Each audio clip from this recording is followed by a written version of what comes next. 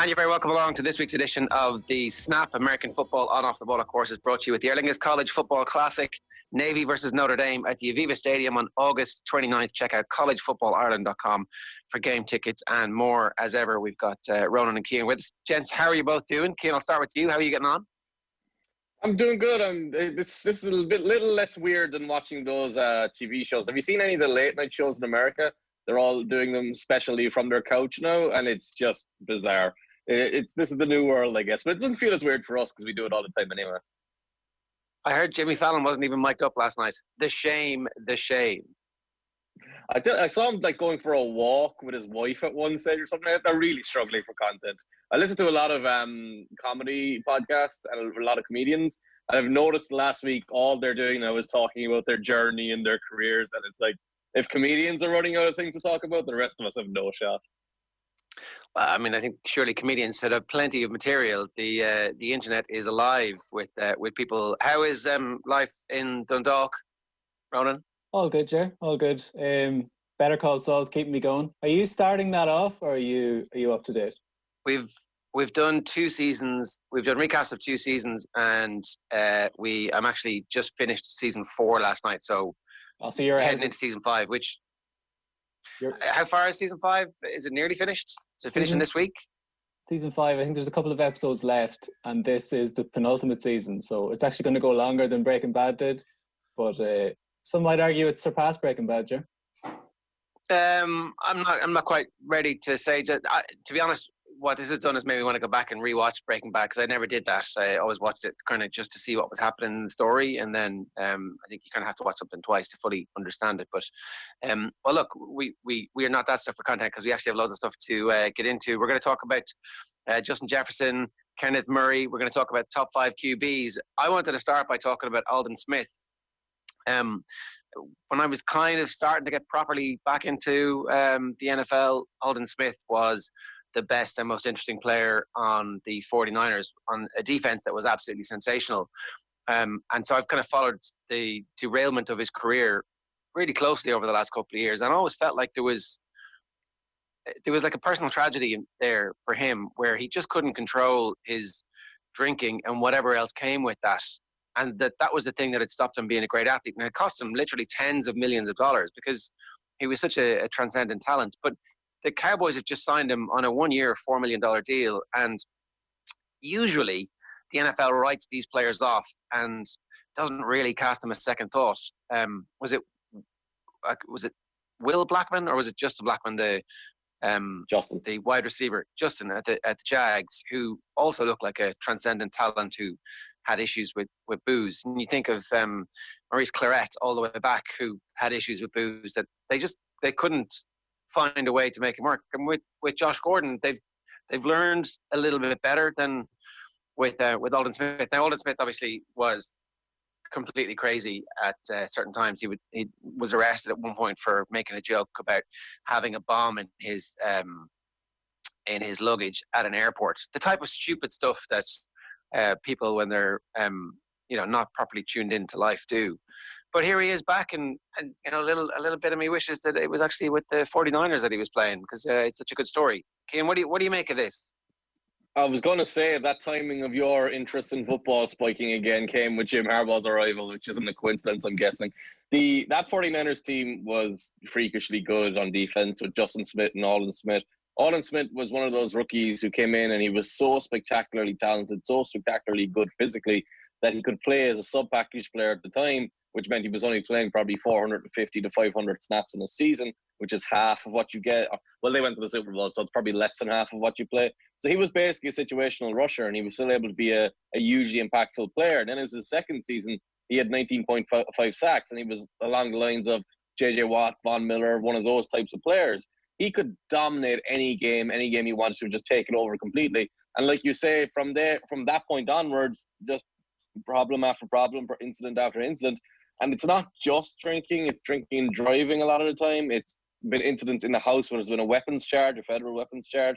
There's been there's a domestic violence case as well, which I don't know how much that came through. That was in 2018. So it's not like this is a very long time ago.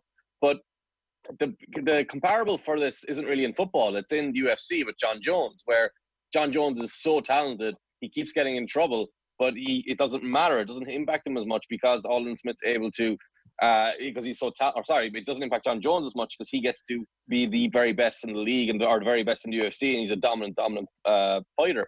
Aldon Smith's dominant, but he also played for the Raiders after playing with the 49ers. It wasn't as good, wasn't as effective. So you can't really point to his early career and say that's great, that's what you're getting. The Cowboys are taking a punt on a guy who's 31 years of age, hasn't played in 4 years. It's not really bringing in a star, and a star coming back going to have a huge impact. From the Cowboys' point of view, they've tried this with players. So you have to be careful there because like you're comparing players who have off-field issues, but off-field issues covers a lot of bases. So you can't really compare guys and say they're the same. But from the Cowboys' point of view, they've tried to get Randy Gregory on the field. They've tried with Greg Hardy, and these are all for different reasons. Same position, same pass rushers, who didn't work out because they eventually became a problem. Well, in Greg Hardy's case, he became a problem because he disrupted the locker room and his attitude. It wasn't a suspension, but he was under threat of suspension when they signed him, and he was a controversial player. Randy Gregory's case, he never had any problems in the locker room, performed very well in the field, just kept getting suspended for, I think his problem was weed as far as I can remember.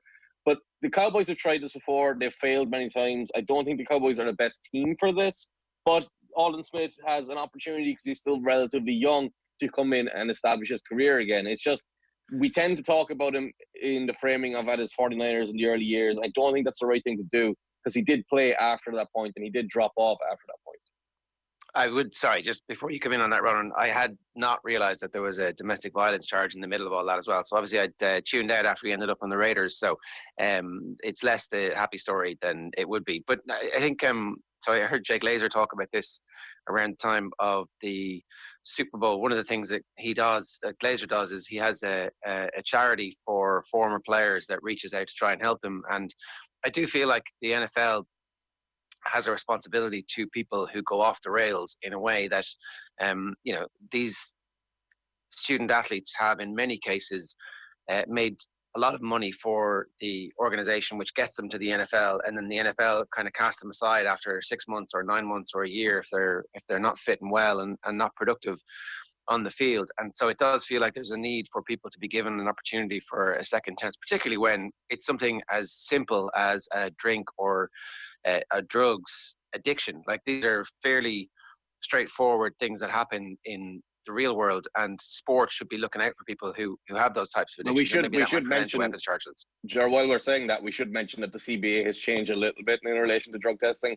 Not a huge amount as far as I can tell, but that will help Randy Gregory and Josh Gordon more than it would Aldon Smith. Yeah, for sure. Ronan, anything on this?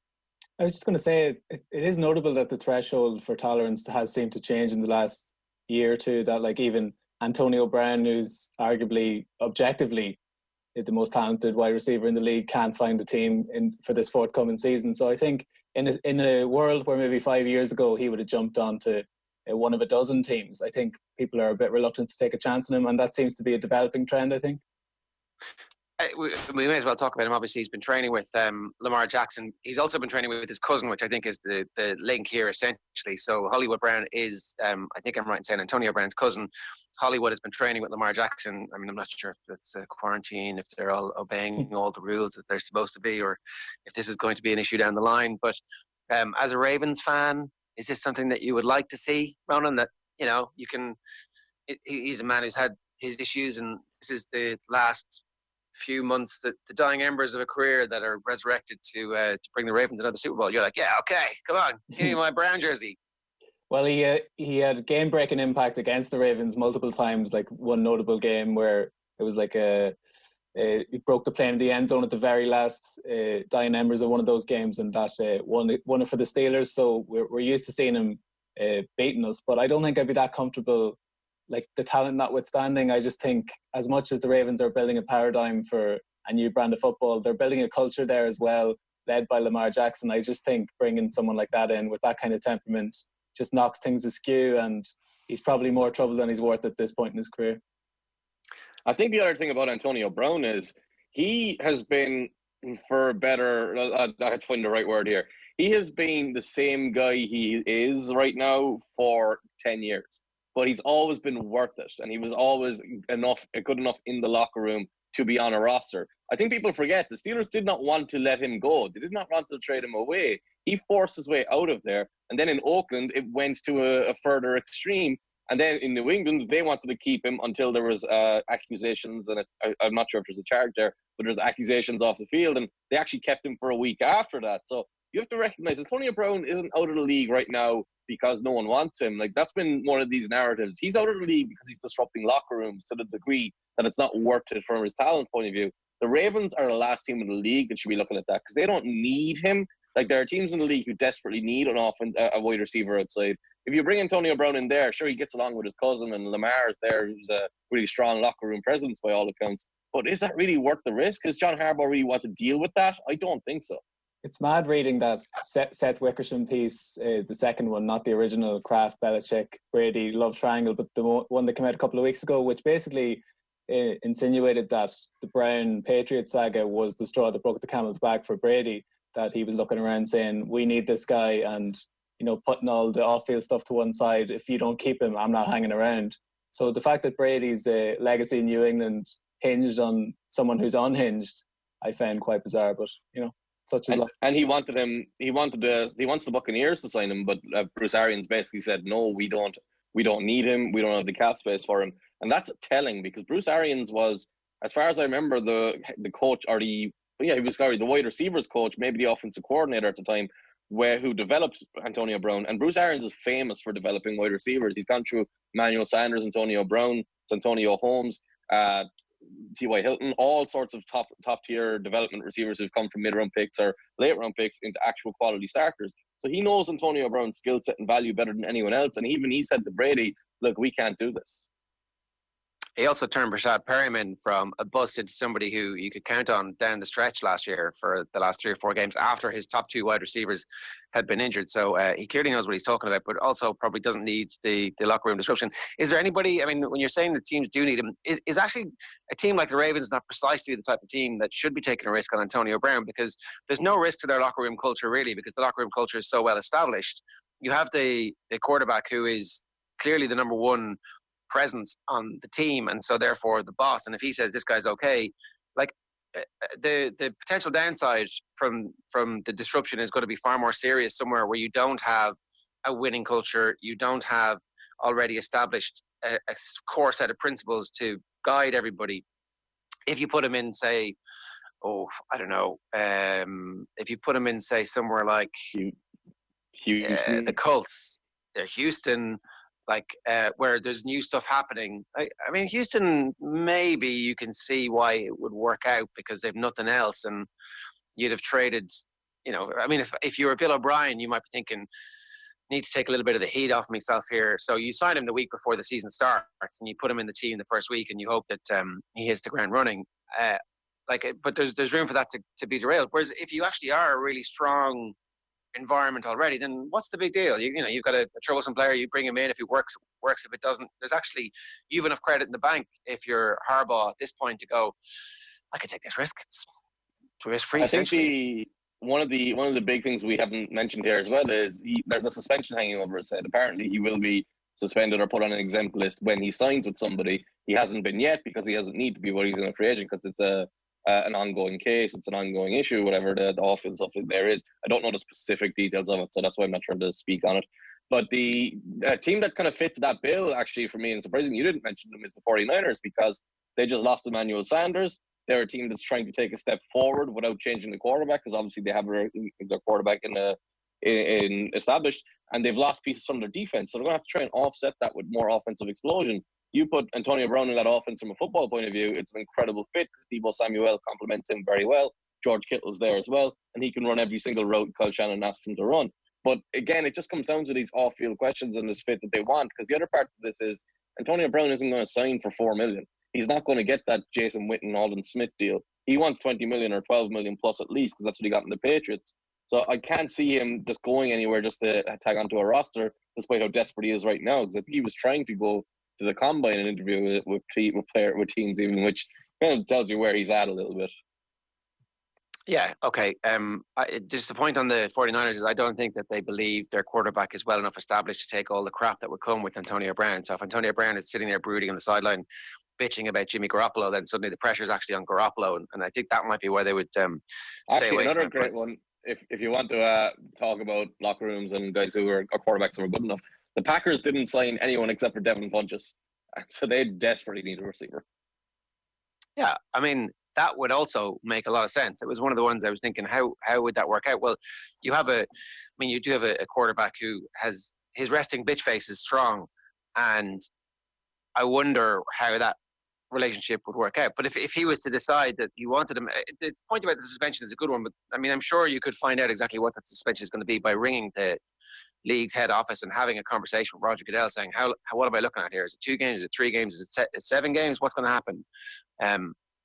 That's obviously parking the moral issue of signing somebody like that. But as we've decided, the NFL not so much about morality. It's about trying to get some value. There was a couple of players that you wanted to talk about in the upcoming draft.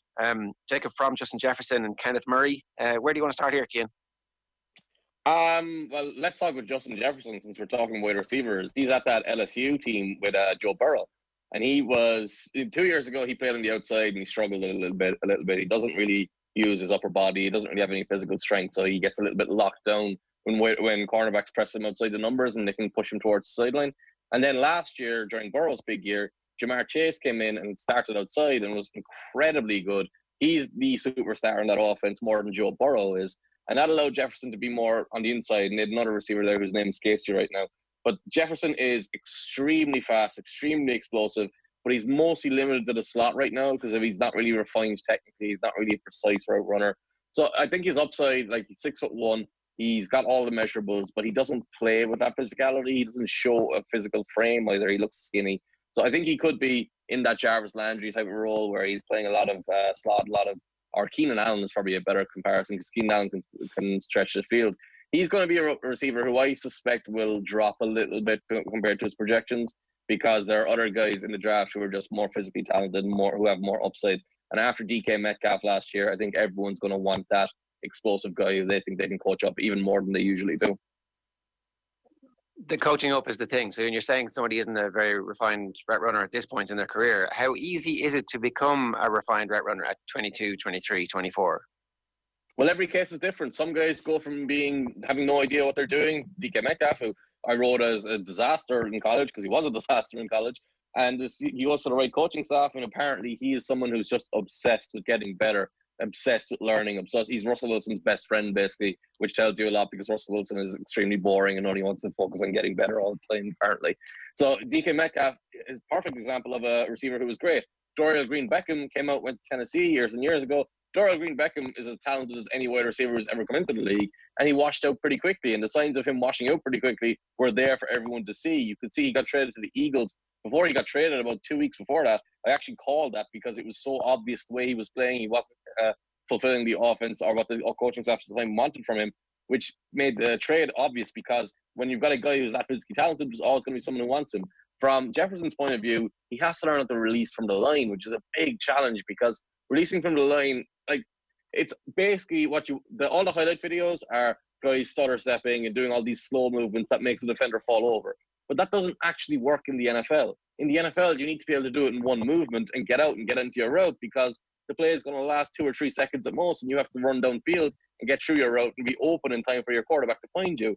So Jefferson has to figure that out, and now he's got to figure it out with a defensive back in the NFL who's going to be willing to stand on his face, punch his chest, grab his hand, run with him, and he's not scared of his speed. So playing in the slot helps you because in the slot you can go right, you can go left, or you can go downfield. You have more space to work in. So it's a bit like when you take Ryan Giggs off the wing and put him in central midfield, and suddenly he's like, whoa, there's loads of space in here. I used to have to work on the wing all the time. It's the same thing with wide receivers. If you're on the inside, it's a lot easier than if you're on the outside.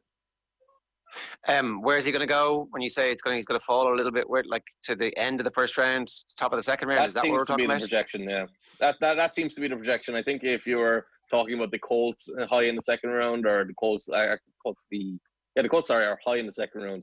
They around that area, you need to find the right fit, I think. Otherwise, you could take him to it or put him on a team where, like, one of the ones that disappointed me in recent years was Calvin Ridley. And Calvin Ridley had a great rookie season, regressed a little bit in the second season. But when he went to Atlanta, it felt like it wasn't the greatest fit in the world because Mohamed Sanu was there. Obviously, he plays in the slot a lot, and Julio Jones was there. I feel like if he had gone and was allowed to develop a little bit and become more of a slot guy starting off, he would have developed more as a receiver. Instead, he played outside a lot more, and then he had to be just an outside receiver all the time and struggled a lot in his second year. So if he can wind up in a place where he can be a slot receiver full-time from the start and just be a slot receiver, he doesn't have to go outside. Some coaching staffs will tell you a receiver has to go outside and play outside. They have to have some ability. But some coaching staffs will tell you our best receivers have to be able to play outside, and that's just not the way it is anymore. That's kind of an old-fashioned style of thinking. I think Sean Payton probably deserves a lot of credit for changing that, or maybe the Packers and Mike McCarthy too, because Greg Jennings went inside. But I remember when Jimmy Graham was playing in the slot, and there was all the debate about is he a tight end or is he a wide receiver. Most of his snaps came in the slot, and it was perfect for his specific skill set. And he's a bigger player. He's not these short, small guy like that Wes Welker type that everyone thought played in the slot. Once he went on the inside, it opened up this new idea, or this new philosophy of football where bigger guys could play inside, and Marquise Colston was inside all the time, and Calvin Johnson, when he played, would play on the inside, and was a complete mismatch nightmare there. So Michael Thomas is doing it now as another Saints receiver. So I think there's a long, or there's a possibility of him having a long career and a very effective career. I just don't think he has the superstar talent that some of the other guys in the draft do. Okay, let's talk about Kenneth Murray, because he is a linebacker. What's his skill set, and how high is he going to be drafted, Cian? He claims to be a linebacker, but he's very small, and he looks more like a safety, similar to Isaiah Simmons, who's going in the top 10. Doesn't really have a clearly identified position, doesn't really have a skill set where he fits into a defense straight away. There's a lot of question marks. He for someone his size, he has to be better at diagnosing what's happening in front of him. A good example of where he's at right now is he has the physical ability to shut down any screen. But when you watch his tape, he takes the wrong angle to the ball. So let's say the running back is going out to the right and he's got two blockers in front of him, and the two blockers are running to the outside, and he has to run over the top of them to contain it and stay on the outside. He will always try and undercut that and run behind the running back and catch the running back from behind, which makes it easy for the lineman to just turn around and smack him while the running back is running away and there's huge space. It's little things like that he has to learn, and there's a lot there that he has to learn. So he's a bit of a project player as well. He's got physical talent. He's got an ability to close on players very well, but his lack of size hurts him as a tackler too. So I think if he winds up somewhere like Mike Zimmer or someone like that, who can develop him and teach him very quickly, or with Bill Belichick or something like that, and that's kind of the range we're talking about, end of the first round, mid first round, top of the second round, you could see him become a very good player. If he winds up like with a bad coaching staff or with a team that's just not capable of developing players very well, you could see him wash out pretty quickly as well. He could become the next Dion Buchanan. Okay. We had a quarterback at the end of this whose name just suddenly escapes me here. Who was our quarterback you were looking at in the draft? Jacob Fromm. So we've gone through a couple of these already. Yeah. Joe Burrow and Tua at the top, kind of the obvious guys that everyone knows. And then you had Jordan Love, who I liked as a project player, who is a development prospect, who just needs to erase some of his errors. Jacob Fromm is different from everyone again. He's lacking an arm strength. He doesn't have an ability to hit deep passes with high velocity. He's not going to come in and throw passes like Patrick Mahomes off balance and stuff like that. What he is a very smart pre-snap quarterback. He's able to read coverages very quickly. He's very accurate in short and intermediate passes. He can lead receivers to space all the time. He opens up your offense underneath, and he kind of stretches the field horizontally rather than hitting deep passes vertically. He's able to work either side of the defense very quickly, get through progressions, and figure out where to go with the ball. He honestly doesn't remind me. He fits the profile of a Bill Belichick quarterback, which is why he interests me a lot more than he usually would, because the Patriots still need a quarterback. Jared Stidham is there. He's like a better version of Jared Stidham, I think. And the big question mark with him is, does he have just enough arm strength to be effective in the NFL? He had a couple of interceptions in the SEC championship last year against LSU, where the ball was thrown to the outside left and it just hung in the air too long for the defenders to come and undercut it. And that's the kind of thing that can make and break a career. Mason Rudolph, to me, if you go back to Mason Rudolph's college tape, it's really impressive. So much so that I thought he was probably the best quarterback in that class if his arm strength held up. But his arm strength didn't hold up. So that's a threshold. That's a tiny, tiny difference between I can hit this window in this throw and this play all the time, or I'm going to leave the ball there to be intercepted or tipped away. So it's tiny margins when you don't have enough arm strength. And that's the question mark for Jacob Fromm. And we can't tell right now until he actually gets to the NFL how good he's going to be or how effective he can be until we see him throw against NFL defensive backs. Okay, let's move on because we did want to talk about the top 5 QBs in the NFL at the moment, and I think we can all agree there's a consensus number one, right? There is a consensus number one quarterback in the NFL at the moment, and that's the reigning Super Bowl MVP and the quarterback of the Kansas City Chiefs. He is Cian. He is definitely the best quarterback in football at the moment, right? Outside of Baltimore, sure. So, are you? Is even the Ravens fan making the case that Lamar Jackson is the best QB in football at the moment? No, it's such a crazy situation that the second unanimous MVP in the history of the league can't even be considered the number one quarterback in the country, because it clearly is Patrick Mahomes, and I think that was borne out in the Super Bowl. Even though it wasn't his best game, he's hung in there and pulled out several playoff wins, not least a Super Bowl win, in a way that Jackson just hasn't. Granted, the most recent playoff loss for Lamar was definitely not down to him. The team sort of folded around him. But I think until such a time that he can meet those heights in a postseason game, you have to give the nod to Mahomes. Well, here's my thing, all right? Patrick Mahomes was the best quarterback in the NFL 12 months ago. And Patrick Mahomes' team lost in the AFC Championship game 12 months ago. And it did not stop any of us from saying that Patrick Mahomes is the best quarterback in the NFL 12 months ago. So I don't understand this idea that Lamar Jackson doesn't get to be called the best quarterback in the NFL because they lost that playoff game, and playoff game where he threw for 500 yards and was outstanding overall. I thought when you go back and review the actual tape, a lot of drops in there, a lot of bad calls in there, coaching-wise, and a lot of unlucky plays, to be honest. But from my point of view, I think the NFL right now has, when I look at quarterbacks, I always want to look at tiers or in rankings, because the difference between the best and the second best and the third best is generally not that big, or the 16th best, 17th best, 18th best is not that big. So you want to put them all in tiers. I think at the top right now, you have two guys in Mahomes and Lamar Jackson. They're both young, similar age profiles. They're both outstanding prospects. They're both well-rounded. They're both going to get better, I think, as well, which is a startling thing to say because they're all already very good. Lamar was better this last year. Mahomes played hurt and won the Super Bowl, so you have to consider those things. To me, this is like Andrew Luck and Russell Wilson. If you go back to their first 4 and 5 years, Andrew Luck was the best rookie. Russell Wilson was the best second-year player. Andrew Luck was better in his third year, and Russell Wilson was better in his fourth year. It literally rotated year after year because they were very close as players, very different styles of players. Lamar and Mahomes are very different styles of players as well. Not as different as Luck and Wilson were, but there are clear differences there because of Lamar Jackson's ability to run the ball. So I think I would take Lamar over Mahomes, but you're not really going to argue either of these. The really interesting aspect of this is, for about a decade now, there's been a consensus number one in the NFL. Aaron Rodgers does not even get mentioned anymore. Yeah, well, where is Aaron Rodgers on your list? So we asked you to compile a top 5. I have Russell Wilson 3 at the moment. That's so my number 1 is Mahomes, number 2 is Lamar, and Russell Wilson is number 3 for me. I think most people would agree with you, and you can't really argue with Russell Wilson from last year. I thought his MVP level performance. I think Aaron Rodgers is still the third best quarterback in the league, though, and the reason I would go back to that is I've been charting quarterbacks for the last 2 months, so this is all I'm doing every day is watching these guys and looking at what they've done specifically. And I did Rodgers last week, and what came up was 51 of his plays were dropped, of his accurate passes were dropped. So he's throwing 600 passes in a season. So that percentage is 50 out of 600 is 12% of your passes. So you're looking at a quarterback who can't do everything for his team and carry his team. Geronimo Allison dropping everything, Marcus Valdes-Scantling, and even Devontae Adams had 12 drops last year. So 13 of his deep throws, deep accurate passes, were dropped. Andy Dalton had 13 accurate deep throws all season long. That tells you how much of a problem he's playing with. That's an anchor he's carrying with him all the time. So if you look at the production, you can say, yeah, Aaron Rodgers has dropped off.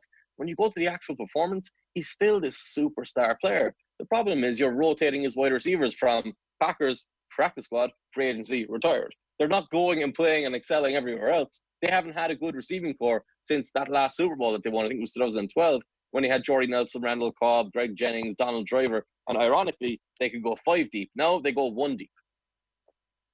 So he's number 3 for you. Is that right? Is he number 3 for you? Yeah. Okay.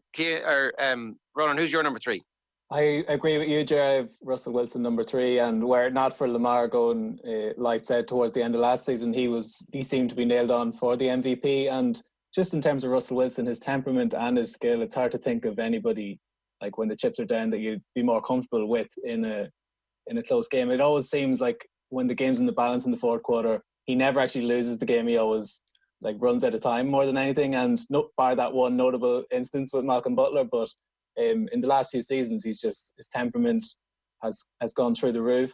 And it was very notable. Like he came in as part of that Legion of Boom, where they were very much the driving force of that Seattle team. And Pete Carroll made a sea change in his own mind, where he said, "I'm giving the keys to this guy." And it kind of peed off Richard Sherman and co. And even, like going back to Marshawn Lynch was none too pleased with. He was basically insinuating that Pete Carroll wanted Russell Wilson to have the glory moment in that Super Bowl. And it was a turning point for that franchise. They basically backed Wilson as the new face of Seattle. And I think it has worked out. They probably haven't gotten as many championships as their talent would have suggested. But, I think they're going in the right direction. I think that they don't have the receiving core, actually. And it's funny how, if you think back, having Russell Wilson in your team actually allows you to spend more money on defense, because you don't have to spend that much money on, you can sign rookies and you can sign free agents, and you can try and cook the books a little bit that way. So I would say it's a clear case. He's slightly ahead as somebody who watches my team go up against him twice a year. It's very annoying to go against, and absolutely sensational to win those games from time to time. The rare occasions that they do. And so I would have Aaron Rodgers fourth. Who is your fifth then? I'm assuming, Cian, that Russell Wilson's fourth. Who rounds out your top five? You're assuming wrong, Ger. Russell Wilson, I think, let's just deal with Russell Wilson from this point of view. I think he's a phenomenal football player, a great quarterback. I think right now the league is stocked with incredible quarterbacks at the very top. It doesn't have great quarterbacks down through 25, 30, but it has incredible talent at the top. Russell Wilson, to me, is a player who's capable of great things, a guy who hits the deep ball as well as anyone in the league, who has incredible accuracy underneath, intermediate. He extends plays, obviously everyone knows about all that. His ability to diagnose plays at the snap it's outstanding, so he's always one step better than defense. But the one thing with Russell Wilson is he also creates a lot of his own pressure. And what's happened over the years is we blame the offensive line, because the offensive line have been given that reputation that they're bad, so anything that goes wrong gets blamed on the offensive line. Wilson needs to play in a very specific offense. He needs to have that running game. And that's why the Seahawks are cautious with him. They don't open it up, because when they've opened it up last, he's made mistake after mistake after mistake after mistake, not seeing open receivers, not executing plays as designed, throwing passes that should have been intercepted. So when you take him out of that offense, he's not as effective. So I would actually put Dak fourth. And the reason I put Dak fourth is Dak can play in any offense and do anything you want him to do. And Dak, similar to Russell Wilson last year, was plagued by receiver mistakes, was plagued by playing in an awful scheme. And he's going to, I was going to say he's going to excel now without Jason Garrett, but they brought in Mike McCarthy, who's just Jason Garrett 2.0. So he's probably going to have the same issues moving forward. But Dak, to me, just has a more well-rounded skill set and plays to an elite level. Russell Wilson, that's not shade at Russell Wilson. It's not a shot at Russell Wilson. He's an outstanding football player. This is a guy during his rookie season, during Peyton Manning's, or maybe his second season, during that great Peyton Manning year, I was arguing was the MVP of the league alongside Peyton Manning, who had thrown for 51 touchdowns, and people called me insane. So I don't hate the guy by any measure. I think he's an outstanding football player, but I just don't think he's on that level of the guys ahead of him. Wow. Okay. Dak ahead of Russell Wilson. I would happily have Dak rolling into town twice a year as the Seahawks QB. Who have you got, Ronan? Who's your fifth best QB?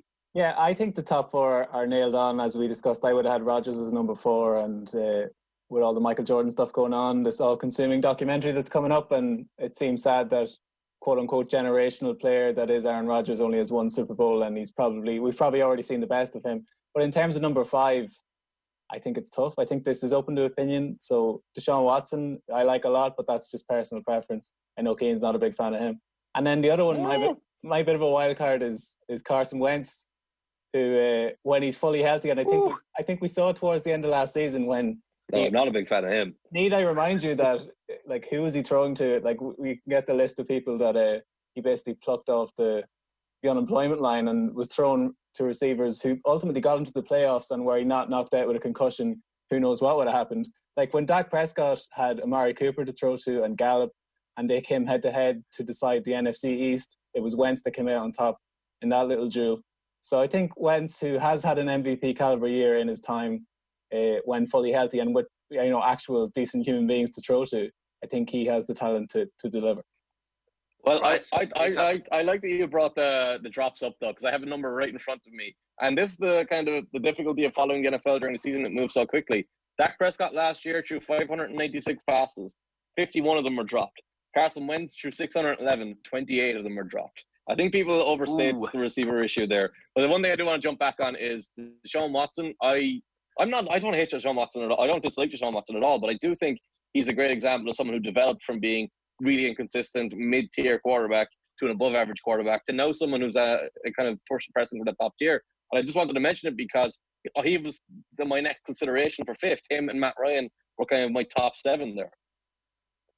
Yeah, look, I've got Deshaun Watson nailed on number 5, and I actually think that there's a potential for him to be a top 2 quarterback. I think he's got, if he was in the same situation, if he was at the Ravens, for example, working with Harbaugh, or if he had Andy Reid as his offensive coordinator, the offensive genius driving him, then he would be in an environment where we would be saying that he's an all-time talent, and certainly his character seems to be such that he's able to lift an entire franchise, and he has to put that whole franchise on his shoulders because he's not getting the help from the people around him that he should be, particularly from the head coach who seems to have boobed over the course of the winter. So, look, that's not a bad point for us to call a halt this week.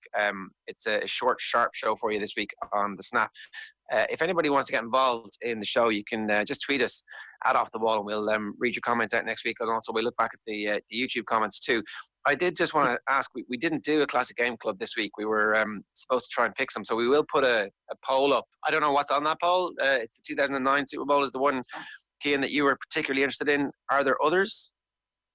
No, I just love the fact you opened and suggested comments after we ranked quarterbacks. I think you don't realize how this works. You're not going to need to encourage people to comment.